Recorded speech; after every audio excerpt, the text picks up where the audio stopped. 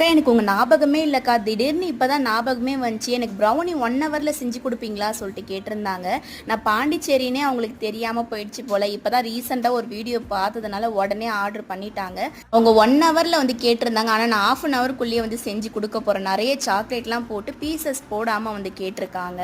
செய்கிறது தான் செய்கிறோம், 2 கிலோவுக்கு மேலேயே வந்து செஞ்சிடலாம் சொல்லிட்டு எக்ஸ்ட்ராவே வந்து பண்ணிட்டேன். ஆனால் அவங்க வந்து ஒரு 1/2 கிலோ தான் வந்து கேட்டிருக்காங்க. எல்லாருக்குமே இன்னைக்கு பாண்டிச்சேரியில் தான் வந்து ஹோம் டெலிவரி வந்து பண்ணணும். இவ்வளோ நாளாக ஆஃபர் எதுவுமே போடவே இல்லை. நிறைய பேர் ஆஃபர் வந்து கேட்டுகிட்டே இருந்தீங்க. ரம்ஜானுக்கு ஆஃபர் போடலான்னு சொல்லிட்டு இருக்கேன். எந்த மாதிரி போடலாம்னு சொல்லிட்டு எனக்கு கமெண்ட்டில் வந்து சொல்லுங்கள்.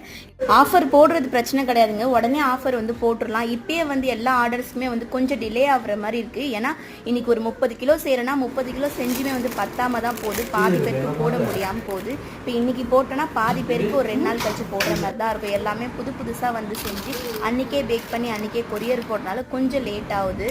நம்பர் ஸ்க்ரீனில் கொடுக்குறோம், ஆர்டர் பண்ணிக்கோ.